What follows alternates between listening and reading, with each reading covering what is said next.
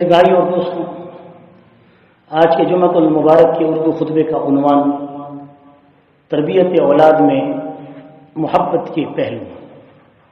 محبت کے پہلوؤں پر پہلے بھی ایک موضوع کچھ عرصہ پہلے بہت ہی قریب تربیت اولاد میں والدین کے کردار پر اچھی خاصی روشنی ڈالی گئی تھی۔ تو والدین کا کردار بھی ہوئی ہے اور محبت کے پہلو بھی ہوئی ہیں۔ مقصد صرف یہ ہے کہ اس قسم کے موضوعات کو بار بار پیش کرنے کا مقصد یہ ہے کہ کہیں والدین کے کردار سے محبت کے پہلو جھلکانے کی، اور کہیں پھر ہمیں خود اپنی زندگی میں اپنی اولاد کے بارے میں جیسے والدین کو حق کے تربیت حاصل ہے، ایسے ہی اور لوگوں کو بھی جو کہ کسی صورت میں بھی کسی کی اولاد کی تربیت کا باعث بن جاتے ہیں، تو ان کے بارے میں بھی آج کچھ عرض کرنا ہے۔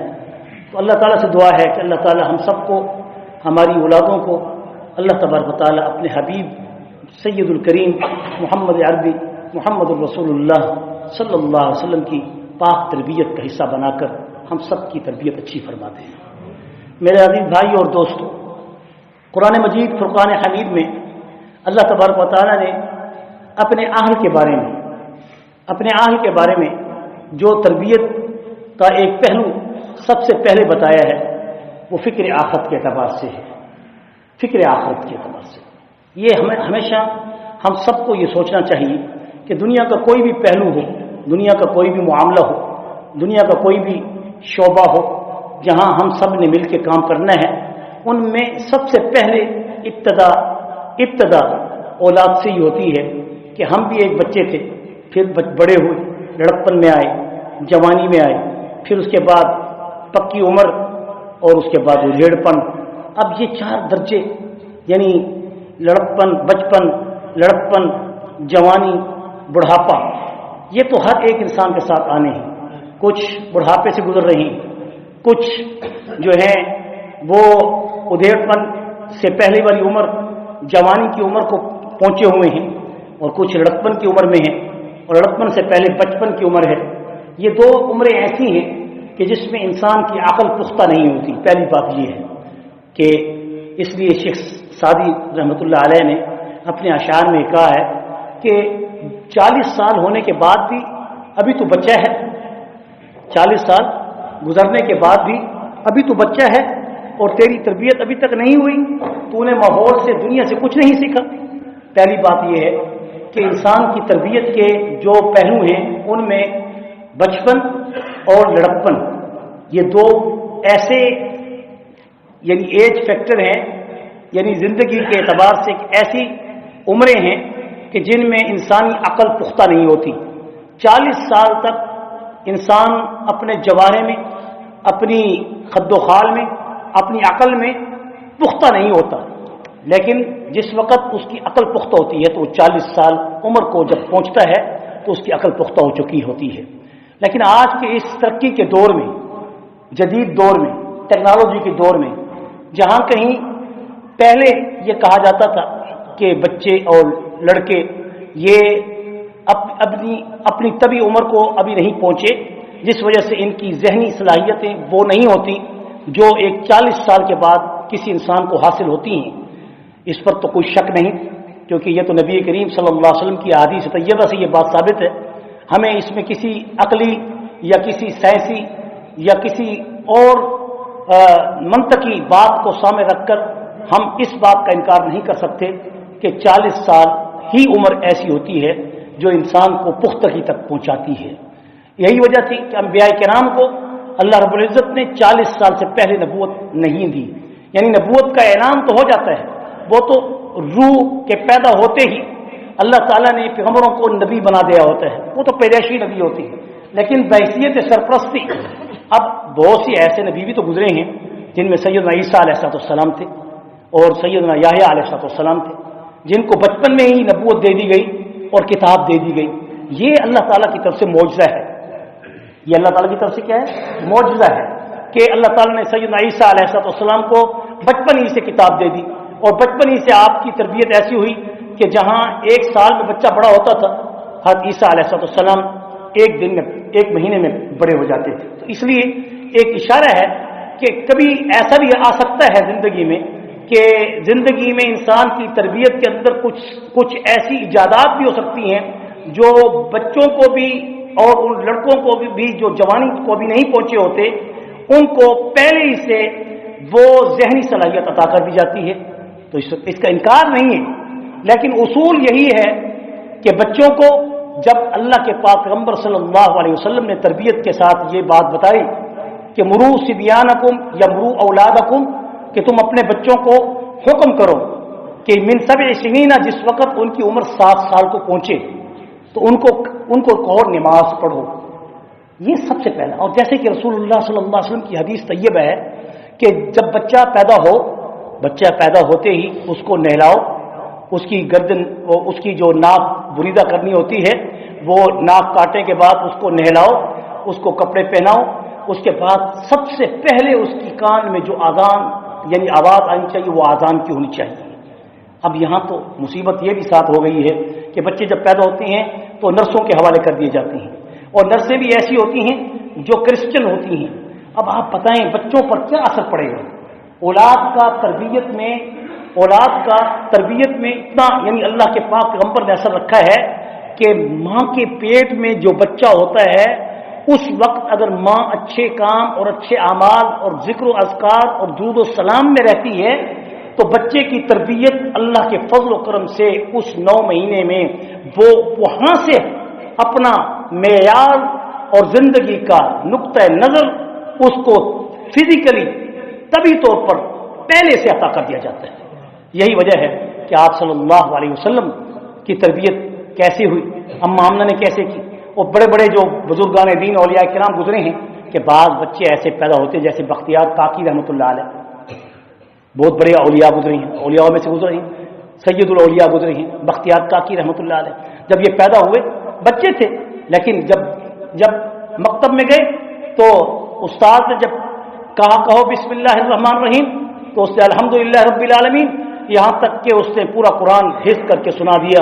تو اس نے کہا بچے کو پڑھانے کے لیے لے کے آئی ہو یا پڑھوانے کے لیے؟ یہ پڑھنے کے لیے آیا ہے یا پڑھانے کے لیے آیا ہے؟ کہا کیا معاملہ ہے؟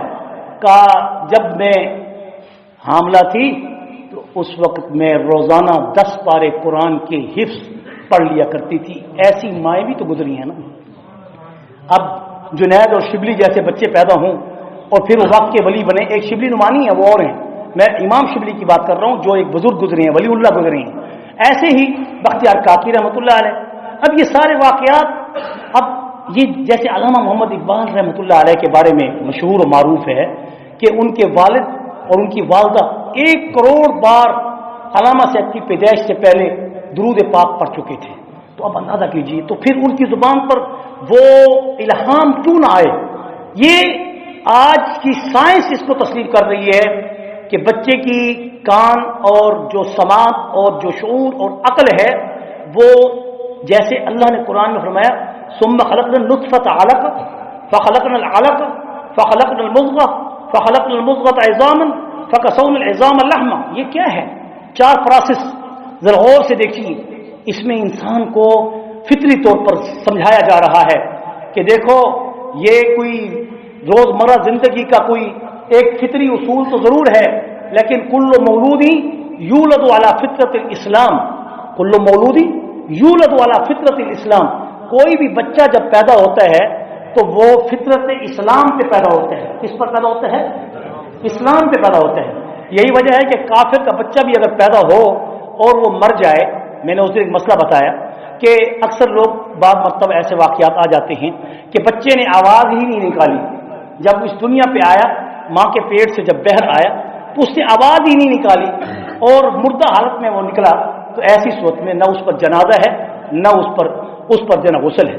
اب کس صورت میں غسل ہے کہ اگر وہ بچہ پیدا ہوتے ہی اس نے آواز نکالی اور مر گیا، لیکن حکم ہے کیونکہ اس کے اندر روح پھونک دی گئی تھی، اور وہ روح کب پھونکی گئی؟ ثم خلقنا النطفہ، جس وقت ماں کے پیٹ میں، یہ باتیں آپ جانی ہیں بتانی ہیں، قرآن کہہ رہا ہے، یہ قرآنی اسلوب ہے، میں اب ادھر ادھر نہیں جانا چاہتا پھر بات آگے نکل جاتی ہے۔ ثم خلقنا النطفہ ثم خلقنا النطفة علقہ، کہ اللہ تعالیٰ نے انسان کی یعنی ماں کے ذہن میں باپ کا نطفہ ٹھہرا کر اس کو من منی یمنا ثم کان علقۃ فخلق فسوى، قرآن کھول کھول کے سائنس تحقیق آج کر رہی ہے، میرے محبوب محمد مصطفیٰ صلی اللہ علیہ وسلم پر یہ تحقیقات پہلے ہو چکی ہیں۔ میرے محبوب ڈاکٹر بھی تھے، حکیم بھی تھے، مربی بھی تھے، اور انجینئر بھی تھے، قانون دان بھی تھے، اور دنیا کے سب سے بڑے بادشاہ بھی اور حکمران بھی تھے۔ یہ دکھایا کہ دنیا کے اندر پیغمبر کے پاس جو صلاحیتیں ہوتی ہیں، اگر پیغمبر کے ہوتے ہوئے کوئی بادشاہ حکومت بھی کرتا ہے تو پیغمبر کی حکومت کے ماتحت ہوتا ہے۔ یہی وجہ ہے کہ پیغمبر کی نبوت بادشاہ سے اوپر ہوتی ہے۔ بہت سے ایسے پیغمبر گزرے ہیں جن کے زمانے میں مسلمان بادشاہ تھے، لیکن ان کی بادشاہتیں ان پیغمبروں کے مطابق تھیں، تب تو وہ حکومت کرنے کے حال تھے، ورنہ اگر وہ حکومت پیغمبر کے حکم کے مطابق نہ کریں تو ان کی حکومت ان کو کرنے کا حق حاصل نہیں ہے۔ اس لیے حکمران اچھی طرح کان کھول کے سن لیں، جب تک میرے محبوب محمد مصطفیٰ صلی اللہ علیہ وسلم کے طریقوں پر حکومت نہیں کرو گے تمہیں حکومت کرنے کا حق حاصل نہیں ہے۔ یہاں تک کہ ثم خلقنا النطفۃ علقہ، یہ نطفہ 40 دن تک رہتا ہے، پھر اس کے بعد علقہ، پھر لوتھڑا ہو جاتا ہے۔ ثم خلقنا النطفۃ علقہ فخلقنا العلقۃ مضغہ، پھر یہ جو نطفہ جو ہے جو ایک لوتھڑا ہو جاتا ہے، لوتھڑا خون کا لوتھڑا بن جاتا ہے، پھر اس کے بعد یہ بوٹی بن جاتا ہے، اللہ اکبر، گوشت بن جاتا ہے۔ ثم خلقنا النطفۃ علقہ، یہ لوتھڑا خون کا، پھر اس کے بعد ثم خلقنا النطفۃ علقہ فخلقنا العلقۃ مضغہ، پھر یہ گوشت کا لوتھڑا بن جاتا ہے۔ فخلقنا المضغۃ عظاما، پھر اس گوشت کے لوتھڑے میں اللہ ہڈیاں پیدا کر دیتا ہے۔ سبحان اللہ سبحان اللہ، کہیں آنکھ بن رہی ہے، کہیں گردن کی ہڈی بن رہی ہے، کہیں ہسلی پسلی بن رہی ہے، کہیں ٹانگ کی ہڈی بن رہی ہے، کہیں ہاتھوں کی کلائیاں بن رہی ہیں۔ یہ سب کچھ اللہ تعالیٰ 40 کے پروسیس میں پورا کرتی ہے۔ کتنے پروسیس میں؟ 40 کے دن کے پروسیس میں۔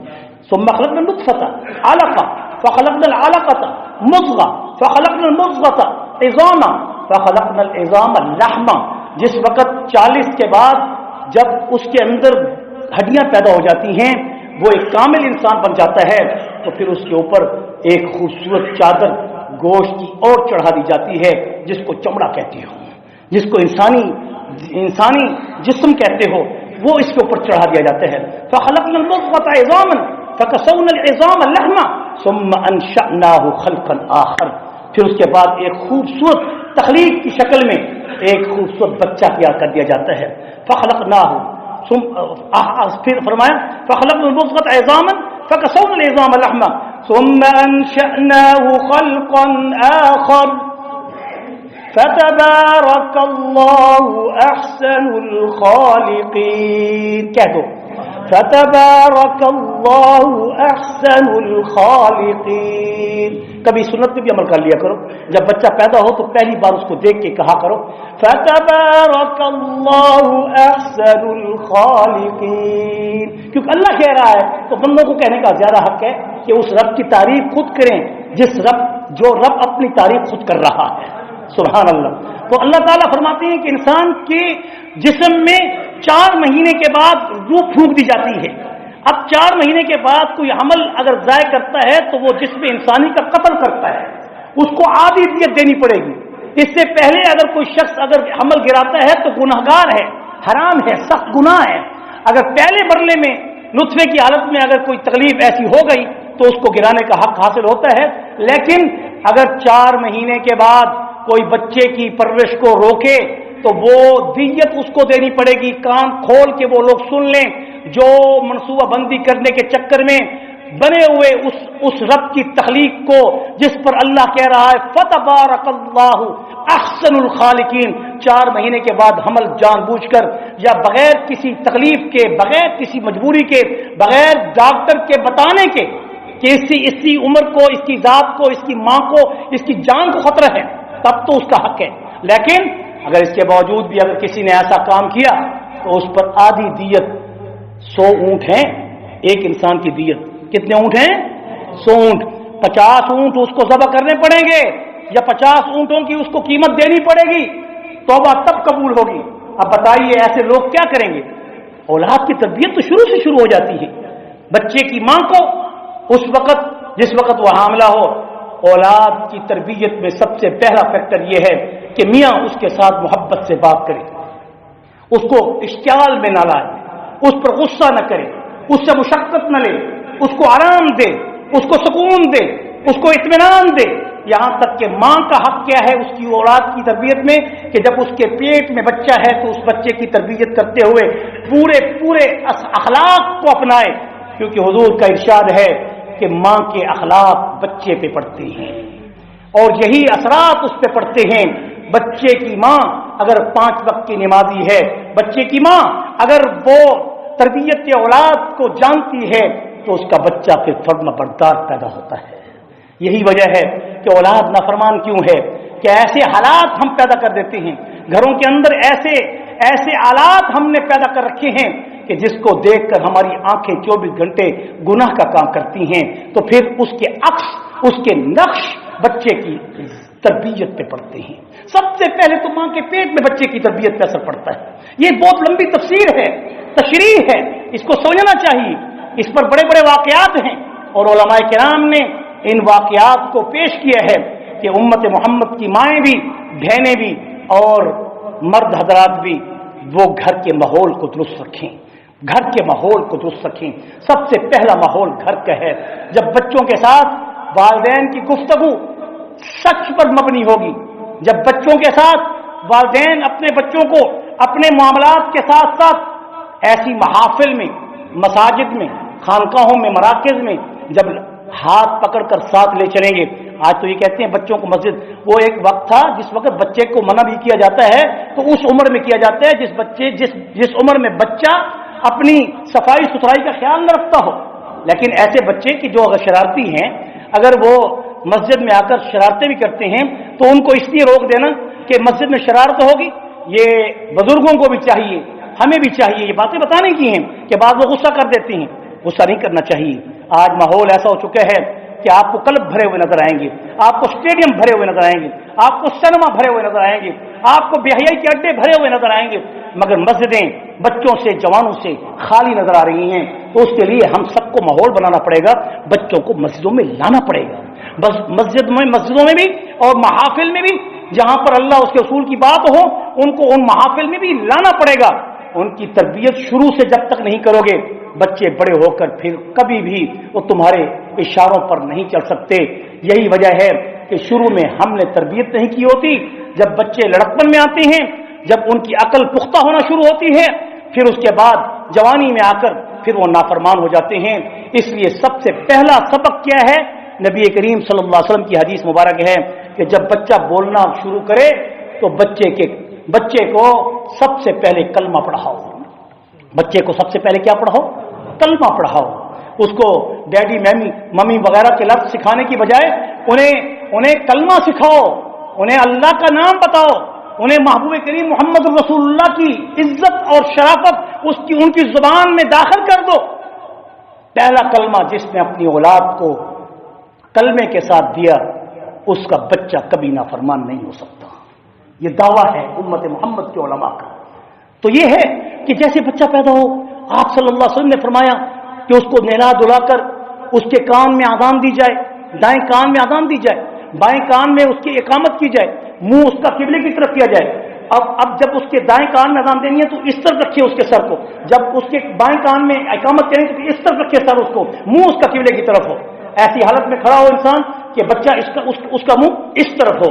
ایسی حالت میں کوئی مولوی کو بلانے کی ضرورت نہیں ہے، ساری باتیں مولوی پہ چھوڑ دی گئی ہیں۔ یہ باتیں پھر آپ محسوس کریں گے، لیکن محسوس کرنے کی نہیں ہے، یہ ایک دوسرے کو انکریج کرنے میں اپنے آپ کو بھی کر رہا ہوں، آپ کو بھی بتا رہا ہوں کہ اس موقع پر مولوی کی تلاش کی کیا ضرورت ہے۔ باپ کو چاہیے وہ خود اذان پڑھے اور اقامت کہے، دیر نہ کرے، تاکہ اس کے کان میں سب سے پہلا الارم اللہ اکبر کی تکبیر کا ہو۔ کہو اللہ اکبر، اللہ اکبر، اللہ اکبر۔ اس کی تکبیر اللہ کے نام کی بلند کرتے ہوئے اس کے کان میں جائے، بچے کو پتہ چلے کہ شیطان چھیڑ چھاڑ کر رہا ہے، اب وہ دور ہو جائے۔ حضور نے فرمایا کہ جب بچے کے کان میں اذان دے دی جاتی ہے تو ابلیس، شیطان کے جو کرندے جو اس بچے کے ساتھ ڈیوٹی مقرر کرتے ہیں وہ دور ہو جاتی ہیں۔ اس لیے اکثر ہماری زبان میں کہتے ہیں فلاں بچوں کو بلامی ہو گئی ہے، پتہ نہیں آپ کی زبان میں کیا کہتے ہیں, کہ اس کو وہ کانپتا جا رہا ہے, وہ کچھ سمجھ نہیں آ رہی, وہ دودھ نہیں پی رہا, یہ نہیں ہو رہا, وہ نہیں ہو رہا. یہ ساری باتیں پہلے سے خبردار ہونا چاہیے نا. پھر دم کراتے پھرتے ہیں تو اس سے پہلے ہی اپنا دم کر لیں. یہ دم ساری امت کا حق ہے کہ آذان کی شکل میں بچے کے کان میں اور پھر اقامت کی شکل میں. پھر آپ صلی اللہ علیہ وسلم نے بچے کو تحنیک بھی کرائی ہے. حضرت حمزہ رضی اللہ تعالیٰ عنہ فرماتے ہیں کہ میرا بیٹا پیدا ہوا تو میں حضور علیہ السلام کی خدمت میں لے کے آیا, تو حضور اکرم صلی اللہ علیہ وسلم کی خدمت میں جب لے کے آیا تو آپ صلی اللہ علیہ وسلم نے حکم کیا ہے کہ 7 دنوں کے اندر اندر نام رکھ لیا جائے. یہ نہیں کہ 7 دنوں سے پہلے رکھ سکتے ہیں, 7 دنوں کے اندر نام رکھنا چاہیے. اگر 7 دنوں میں نام تجویز نہیں ہو سکا تو پھر 7ویں دن نام رکھ لینا چاہیے. یہ تربیت اولاد کا حق ہے کہ ہم سب کو پہلے ان باتوں کا علم ہونا چاہیے. 7ویں دن ضرور اس کا نام رکھ لیا جائے.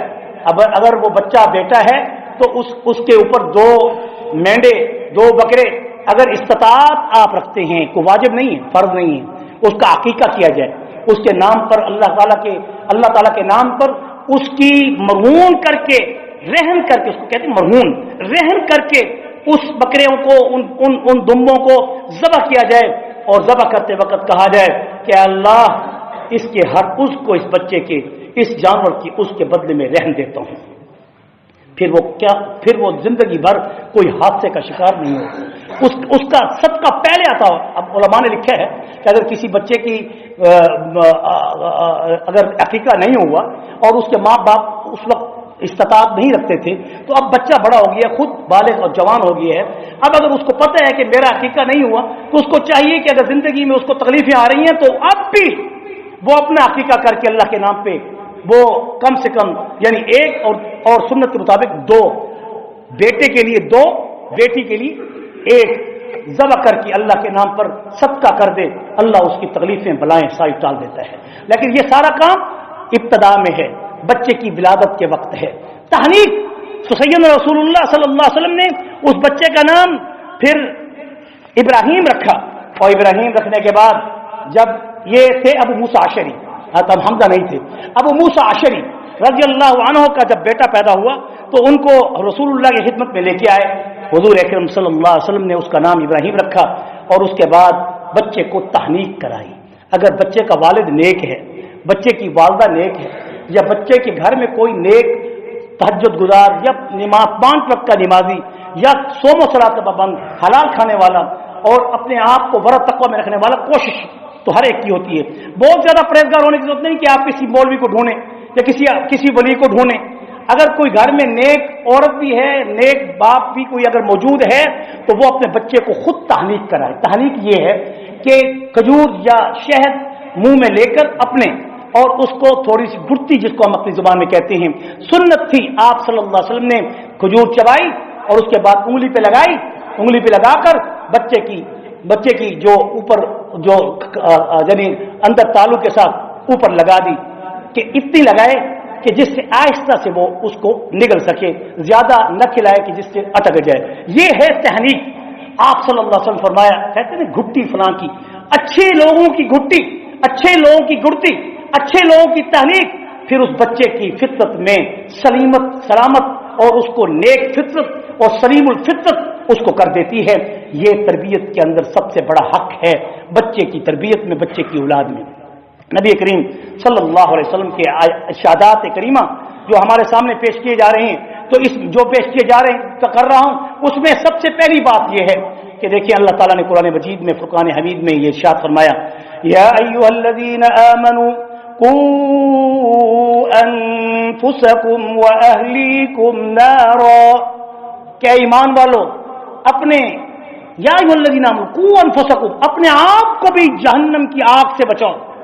قوا انفسکم واہلیکم نارا, اپنی اولاد کو بھی, اپنے اہل کو بھی, اپنے بیوی بچوں کو بھی, اپنے گھر والوں کو بھی, جس پر آپ کی دستخط ہے, جو آپ کی تربیت میں ہیں, جو آپ کے مرہون منت ہیں, ان سب کو آپ جہنم کی آگ سے ڈرائیں, بچائیں. یہ قرآن کا حکم ہے. سورۃ تحریم کی یہ آیت ہے. قوا انفسکم واہلیکم نارا وقودها الناس والحجارہ, اور پتہ ہونا چاہیے کہ جہنم کا ایندھن کیا ہے؟ وقودها الناس والحجارہ، انسان اور پتھر اس کا ایندھن ہے۔ انسان تو اس کی صدا کے طور پر ایندھن ہے، اور پتھر اس آگ کو بھڑکانے کی خاطر ہیں، جیسے آتش فشاں پہاڑ ہیں اور بھی ہیں، یا پھر ان جہنمیوں کو جہنم کے اندر پتھر مارنے کے لیے ان کا ایندھن ہے۔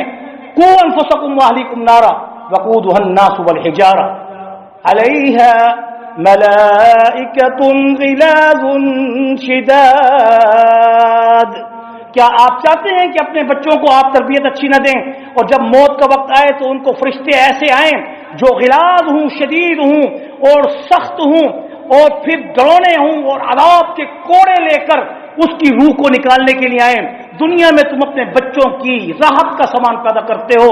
ارے بڑا ہی بے وقوف ہے وہ والد جو بچے کی آخرت اور مرنے کے وقت اس کی راحت کا سامان پیدا نہیں کرتا، اور اس کی اچھی تربیت نہ کرتے ہوئے جب وہ بچہ مرنے کو یہ بڑا ہوتا ہے اور جب وہ جوانی کو پہنچ کر نافرمان ہو جاتا ہے تو پھر علیہا ملائکۃ، اس پر ایسے فرشتے مقرر کیے جاتے ہیں، غلاظ جو کہ سخت ہوتے ہیں، شدید ہوتے ہیں، غلیظ طبیعت، سخت طبیعت والے ہوتے ہیں۔ غلیظ اردو کا لفظ ہے لیکن عربی میں استعمال ہوتا ہے، سخت طبیعت اور جھڑک دینے والے۔ غلاظ شداد لا یعصون اللہ ما امرهم ویفعلون ما یؤمرون۔ کیا کرتے رہے دنیا کے اندر میرے بھائی اور دوستو؟ مربی اور محسن باپ وہ ہے جو اپنے بچے کی تربیت یا اپنی بچی کی تربیت وہ دنیاوی اعتبار سے بھی اس کو خوشحال کر دے اور دینی اعتبار سے بھی اس کو فکر آخرت نصیب کر دے۔ یہ سب سے بڑے محسن والدین کی نشانی ہے۔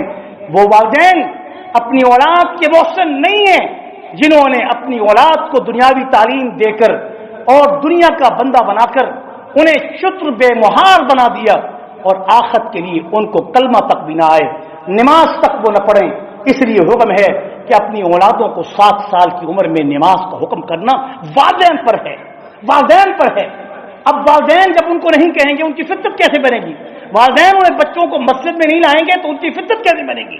اس لیے ہر باپ کا یہ فرض ہے کہ بچوں کو مسجد کا ماحول دکھائیں، انہیں دین کی تربیت دیں، اور یہاں تک کہ جب 10 سال کی عمر ہو جائے، کیونکہ ابھی عمر پختہ نہیں، ابھی عقل پختہ نہیں، کیونکہ بچپن ہے، لڑکپن ہے، جوانی ہے، بڑھاپا ہے، 2 عمریں ایسی ہیں کہ جس میں اولاد کی تربیت والدین پر ہے، اور ان کو محبت سے، پیار سے، سلوک سے، نہایت ہی نرم خوئی سے، عزت سے، احترام سے بچے کو جھڑکنے سے اس لیے منع کیا گیا ہے کہ بچے کی فطرت میں جھڑک پیدا نہ ہو جائے۔ یہی وجہ ہے کہ وہ والدین کہ جن کی فطرت سخت ہے ان کو چاہیے اپنی فطرت کو نرم کرنے کے لیے کثرت سے درود پڑھیں، کثرت سے درود و سلام پڑھیں۔ یا والکاظمین الغیظ والعافین عن الناس، جو قرآن کی آیت ہے کہ جو غصے کو ٹھنڈا کر دیتی ہے، بلڈ پریشر کو وہ لو کر دیتی ہے، کم کر دیتی ہے۔ والکاظمین الغیظ والعافین عن الناس واللہ یحب المحسنین، یہ پڑھیں، درود شریف کثرت سے پڑھیں۔ ایک شخص رسول اللہ صلی اللہ علیہ وسلم کی خدمت میں حاضر ہوا اور اس نے دیکھا کہ آپ صلی اللہ علیہ وسلم نے حضرت حسن کو اپنی گود میں بٹھایا ہوا ہے، اور یہاں تک کہ آپ اس کو چوم رہے ہیں، اس کو پیار کر رہے ہیں۔ تو چومتے ہوئے اس نے دیکھ کر تھوڑی سی طبیعت کے اندر اپنی فطرت کے خلاف یہ بات سمجھتے ہوئے اپنی عزت نفس کو اس نے پامال ہوتے ہوئے منہ سے یہ لفظ نکال دیے کہ یا رسول اللہ صلی اللہ علیہ وسلم، میرے تو 10 بیٹے ہیں اور میں تو کسی ایک بیٹے سے بھی اس قدر محبت اور پیار نہیں کرتا، آپ اس قدر پیار دے رہے ہیں۔ تو آپ صلی اللہ علیہ وسلم نے اس موقع پر اسے کیا کہا کہ دیکھو اگر تیرے دل میں سختی ہے تو میں کیا کر سکتا ہوں، تیرے دل میں اگر سختی ہے تو میں کیا کر سکتا ہوں کہ جس سے تیرے دل میں وہ رحمت پیدا نہ ہو کہ جس سے تو ان کو پیار کر۔ یاد رکھ تم میں سے بہترین آدمی وہ ہے جو اپنی اولاد کو محبت سے، پیار سے بلاتا ہے اور اسے چومتا ہے۔ بچے کو آپ صلی اللہ علیہ وسلم یعنی جو لڑکپن سے پہلے بچے ہیں، لڑکپن سے پہلے بچے ہیں، ان کو آپ صلی اللہ علیہ وسلم پیار بھی کرتے تھے، ان کے ماتھے کو چومتے بھی تھے، ان کے رخساروں پر ہاتھ بھی پھیرتے تھے۔ یہ محبت کا ایک درجہ ہوتا ہے۔ اور آپ صلی اللہ علیہ وسلم نے فرمایا جس کو اپنے نواسوں نواسیوں سے محبت نہیں اس کو میں محمد صلی اللہ علیہ وسلم سے بھی محبت نہیں. کیونکہ آپ نے کیوں فرمایا اس موقع پر؟ کیونکہ آپ کے تو نواسیاں تھیں، آپ کے پوتے پوتیاں تو تھی نہیں. اگر پوتے پوتیاں ہوتی تو ان کے بارے میں بھی آپ یہ فرماتے. اس لیے پوتے پوتیاں رکھنے والے، بیٹے بیٹیاں رکھنے والے اپنے بیٹے اور بیٹیوں سے اور پوتوں پوتیوں سے محبت بھرے انداز سے ان بچوں کو جو معصوم پھول ہوتے ہیں ان کو اٹھا لیا کریں، ان کو سینے سے لگا لیا کریں، ان کو چوم لیا کریں. حدیث شریف میں آتا ہے کہ جس وقت اللہ تبارک و تعالیٰ ایسے عمل کو دیکھتے ہیں کہ جب بچے سے کوئی پیار کر رہا ہوتا ہے تو فرشتے جھوم اٹھتے ہیں اور اس کے اوپر اللہ تعالیٰ کے پاک فرشتے اپنے پر پھیلا دیتے ہیں. جیسے ہی اس بچے پہ رحمت کے پر پھیلتے ہیں ایسے ہی اس چومنے والے سے، اس باپ سے، اس بڑے سے بھی اللہ کے رحمت کے فرشتے مس کرتے ہیں. یہ تو رحمت کا تقاضا ہے. اور آپ صلی اللہ علیہ وسلم کا یہ فرمان کہ ایک مرتبہ آپ صلی اللہ علیہ وسلم ایک مجلس میں بیٹھے تھے کہ اسامہ بن زید رضی اللہ عنہما فرماتے ہیں کہ کان رسول اللہ صلی اللہ علیہ وسلم یاخذنی فیقعدنی علی فخذی. اسامہ کون تھے؟ زید کے بیٹے تھے. زید کون تھے؟ حضور کے متبنہ تھے، منہ بولے لے پالک بیٹے تھے. اس کے بیٹے سے بھی آپ کو محبت تھی، اندازہ کیجیے. کیونکہ تربیت میں، حضور کی تربیت میں زید پلے پھولے، اور پھر زید کا بیٹا جو پیدا ہوا اسامہ، وہ بھی آپ کی تربیت میں پلا پھولا. یہاں تک کہ جب وہ آپ کی تربیت میں پلا پھولا تو خود اسامہ کہتے ہیں، اسامہ بن زید، کہ مجھے حضور اکرم صلی اللہ علیہ وسلم نے مجھے اپنی دائیں ران پہ بٹھایا، یہاں تک کہ حسن بھی آ گئے. وَيَقُودُ الْحَسَنَ عَلَىٰ فَخِذَيْهِ الْأُخْرَىٰ، اور حسن کو اللہ کے پاک پیغمبر صلی اللہ علیہ وسلم نے بائیں ران پہ بٹھایا. پھر ثُمَّ يَضُمُّهَا، پھر اس کے بعد ان دونوں رانوں کو آپس میں ملایا اور ملا کے دونوں کو آپس میں اکٹھا کر دیا. اور اکٹھا کرنے کے بعد ہاتھ پھیرے. کیا عجیب منظر ہوگا سبحان اللہ کہ ایک زید کا بیٹا غلام کا بیٹا ہے اور ایک آپ کے علی کا بیٹا حسن ہے، جن کو آپ ملا رہے ہیں اور پیار دے رہے ہیں. گویا کہ ایک سبق بھی دے رہے ہیں کہ جہاں اپنی اولاد سے محبت ہو وہاں کسی اور کی اولاد کا اگر کوئی والد نہ ہو یا اس کی والدہ نہ ہو تو اس والدہ کو چاہیے وہ اپنے بیٹوں کو جیسے محبت دیتی ہے اس والد کو چاہیے جیسے وہ اپنی اولاد کو محبت سے دیکھتا ہے اس بچے کو بھی اپنی آغوش میں لے لیا کرے. یہ بھی سنت ہے. تو آپ نے ان کو دونوں کو قریب کر کے کہا اللہم ارحمہما فانی ارحمہما، اللہم ارحمہما، اے اللہ ان دونوں پر رحم فرما جیسا کہ میں ان دونوں پر رحم کھاتا ہوں.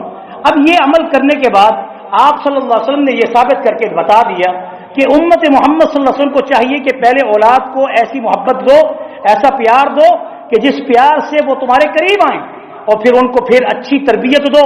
اور اچھی تربیت کا یہی طریقہ ہے کہ جب آپ ان کو اچھی تربیت دیں گے تو اس کے بعد ان کے اوپر اثرات اچھے پڑیں گے. نبی کریم صلی اللہ علیہ وسلم کا فرمان ہے کہ اکثر اولاد میں بچیاں جب پیدا ہوتی ہیں تو اکثر پہلی وقتوں میں تو زندہ درگور کر دیتے تھے، اور آج کل کے دور میں کیا کرتے ہیں، بیٹوں کے لیے سب کچھ کرتے ہیں، بیٹیوں کی طرف توجہ نہیں کرتے، یا ان کو اچھی تعلیم نہیں دلاتے، یا پھر ان کو اپنی وراثت میں محروم کر دیتی ہیں. زندگی میں ساری وراثت تقسیم مال کی شکل میں بیٹوں کو دے کے چلے جاتی ہیں. یہ بھی زندہ درگور کرنا ہے ان بچیوں کی طرح جو پہلے وقتوں میں اپنی زندہ بچیوں کو زندہ درگور کرتے تھے. اور آپ صلی اللہ علیہ وسلم ایسے لوگوں کے بارے میں فرما چکے ہیں کہ جو اولاد کو اچھی تربیت دیتا ہے وہ سنیں کہ آپ کا ارشاد ہے من آل جاریتین حتی تبلغ جا یوم القیامہ، کہ جو شخص دو بیٹیوں کی اگر اس کو بلوغت تک پہنچا کر ان کی اچھی تربیت کر کے انہیں اپنے گھروں کے اندر یعنی لٹا دے، پھر فرمایا یوم القیامہ جا، وہ شخص روز قیامت آئے گا، آنا وہ ہوا، وہ آنا وہ ہوا، اور کہا ہاکذا وضم اصابعہ، وہ میرے قریب ایسے ہوگا جیسے یہ دو انگلیاں ایک دوسرے کے قریب ہیں. قیامت کے دن کیا چاہتے نہیں ہم سب کہ جہاں حضور کھڑے ہوں ہم بھی وہاں ہوں. معیشت کی سختی بھی گئی، اللہ کا غصہ بھی کیا. جو حضور کے ساتھ ہوگا وہ سارے کے سارے جنت میں اور ہمیشہ کے لیے خیر میں. اور اسی طرح نبی کریم صلی اللہ علیہ وسلم نے یہ بات بھی بتائی کہ اگر کوئی شخص الا ادلکم علی افضل الصدقہ، الا ادلکم علی اب آج کل کے دور میں دیکھا جاتا ہے جو بیٹی متعلقہ ہو کر یا بیوہ ہو کر گھر میں آتی ہے تو ماں باپ اس کو اپنے لیے بوجھ سمجھتے ہیں، گویا کہ ان کی اولاد ہی نہیں. اور ایسی بیٹیاں دیکھی ہیں، ایسی بہنیں بھی دیکھی ہیں کہ جو در بدر ہیں، ان کے ماں باپ اچھے خاصے مالدار ہیں لیکن حضور فرماتے ہیں ہل ادلکم، کیا میں تمہیں ایسا صدقہ نہ بتاؤں جو تمہارے دنیا کے صدقوں سے سب سے افضل ہو؟ ابنتک مردودۃ الیک لیس لها کاسب غیرک، کہ اگر تمہاری کوئی ایسی بیٹی، خدا نہ خواستہ، اللہ ہم سب کی بیٹیوں کے اچھے مقدر بنائے، اگر کسی کی کوئی بیٹی مطلقہ ہو کر یا کسی کی بیٹی بیوہ ہو کر اگر تمہارے گھر میں دوبارہ لوٹا دی جائے تو خیال کرنا، اس کی اچھی تربیت کرنا، لیس لها کاسب غیرک، کیونکہ اب اس کا کوئی اور نہیں۔ ایسے شخص کی کفالت روز قیامت، جو دنیا میں ایسی بیٹی کی کفالت کر لیتا ہے، روز قیامت میری شفاعت کا وہ مستحق ہے، جنت واجب ہے۔ میرے عزیز بھائی اور دوستو، یہ سارے واقعات، یہ سارے باتیں، اب تربیت اولاد میں بچے جب جوان ہوتے ہیں ان کے بعد اکثر و بیشتر یہ دیکھا جاتا ہے کہ محبت کی نگاہ سے، نظر سے ان کو دیکھا جائے۔ اگر ان کی محبت کی نگاہ سے ان کو نہیں دیکھیں گے تو آخر وہ بھی انسان ہیں، انسانی تقاضوں کے تحت وہ ماں باپ کے نافرمان بن جاتے ہیں۔ تو ایسی صورت میں سب سے پہلے جو حق ہے وہ تربیت اولاد میں یہ ہے کہ انہیں دین کی تربیت، دین کا سبق، قرآن کا سبق، حدیث کا سبق، فرائض کا سبق، مستحبات کا سبق ان کو خود بتائیں یا کسی حاذق اور صحیح عالم کے پاس ان کو بٹھا کر اس دین کی بات کو وہاں تک ان تک پہنچائیں۔ اب ایک ایسا واقعہ، کتابی واقعہ ہے کہ ایک لڑکا کلاس کے اندر شرارتیں بھی کرتا تھا، تو ایک دن اس کے ٹیچر نے اس کو کہا کہ تو بہت زیادہ شرارتیں کرتا ہے، تجھے پتہ بھی ہے کہ دین کیا ہے؟ ذرا مجھے بتاؤ تمہارے پیغمبر کا نام کیا ہے؟ ہمارے پیغمبر کا نام کیا ہے؟ ہمارے نبی کا نام کیا ہے؟ وہ جواب نہ دے سکا۔ جب اس نے جواب نہ دیا تو اس نے اس کو ڈانٹ دی، مارا، یہاں تک کہ بریک کا وقت ہو گیا۔ یہ کتابی واقعہ ہے، میں نے خود پڑھا ہے۔ اور اس کے بعد وہ شخص، یعنی بریک کی وجہ سے یا نماز کا وقفہ تھا، بچے بھی چلے گئے، اس نے بھی اس کو چھوڑ دیا، یہاں تک کہ بریک ختم ہوئی۔ جب نماز پڑھ کے بچے واپس آئے، پہلے اسکولوں میں 5 ظہر کی کم سے کم نماز کا باجماعت اہتمام ہوتا تھا، اس لیے بچوں کی طبیعت اور فطرت سلیم ہوا کرتی تھی۔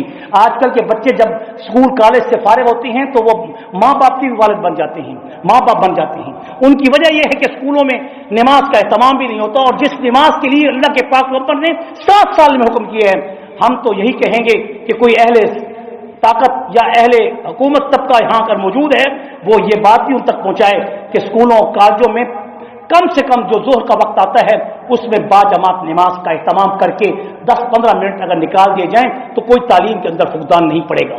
بہرحال تو وہ جو بچہ واپس آیا اس کے بعد اس نے، وہ تو غصے میں تھا، استاد کے ایک شرارتیں کرتا ہے اور دوسرا اس کو جنم اپنے پیغمبر کا نام نہیں آتا، پھر کہا کہ بتاؤ تمہارے پیغمبر کا نام کیا ہے؟ اس نے کہا محمد الرسول اللہ صلی اللہ علیہ وسلم۔ اس نے کہا پہلے کیوں نہیں بتایا؟ اس نے کہا میں یتیم بچہ ہوں، میرا والد جب فوت ہوا تھا تو اس نے مجھے یہ نصیحت و وصیت کی تھی کہ بیٹا جب بھی میرے محبوب محمد مصطفیٰ کا نام اٹھانا تو وضو کے بغیر نہ اٹھانا۔ یہ تربیت ہے۔ آج نمازیں ہم نہیں پڑھتے، ہم کیا کچھ نہیں کرتے، اور پھر والدین کا اولاد پر کنٹرول ہی نہیں اور پوچھ گچھ ہی نہیں کہ تم کہاں آ رہے ہو، کہاں جا رہے ہو۔ بڑے بڑے حضرات کہتے ہیں بڑا ہی خوش نصیب بچہ ہے جس کے پیچھے رات کے وقت باپ پھر رہا ہو، پوچھ رہا ہو کہ بیٹا میرا کہاں ہے۔ لیکن آج اس چیز کا کوئی اعتبار، کوئی پوچھ گچھ نہیں ہوتی۔ میرے بھائیو اور دوستو، اللہ تعالیٰ سے دعا ہے کہ اللہ تعالیٰ ہم سب کو صحیح معنی میں اپنی اولاد کی تربیت کرنے کی اور ہم سب کی اولادوں کو نیک و متقی و پرہیزگار بنائے۔ وآخر دعوانا الحمدللہ۔